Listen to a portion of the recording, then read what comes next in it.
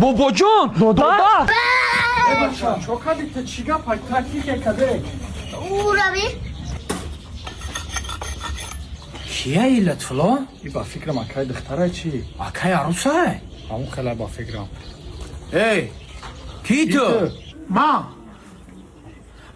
اکه عروس در خونه شما مهمون خیلی پیش باز میگیرن نسه یک چی بخره مقیم هسته یکا خونه در دملمه کدگیم دملمه را تا قطعه ها شایم بخور ای مهمون چیز داوردن بخور بستن کدومش کن نه آنمیش کدوم زنسیتا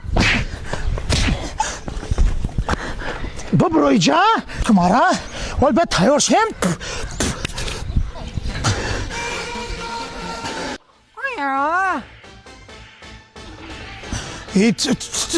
تایرو کینو نگی اوخی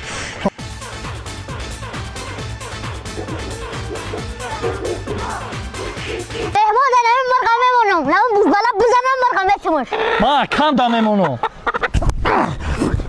به ستافکا یا مرغ موندن چکو کنی؟ مهمون بزن مرغا بگیری خب در حالت نیچه از ستافکا میسوزه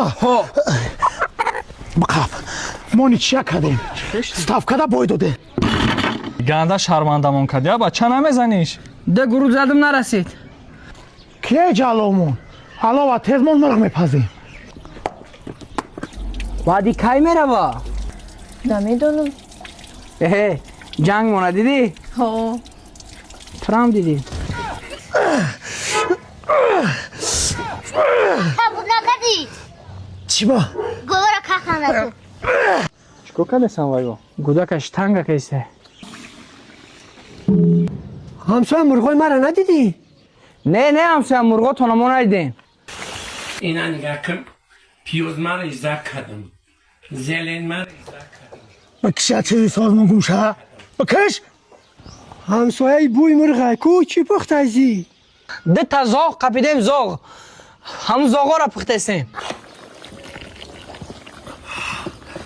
بگی اکا عروس بگی خیلی اکا اکا ایتا نیست؟ من ندارم اکا تو اکا ای نیستی؟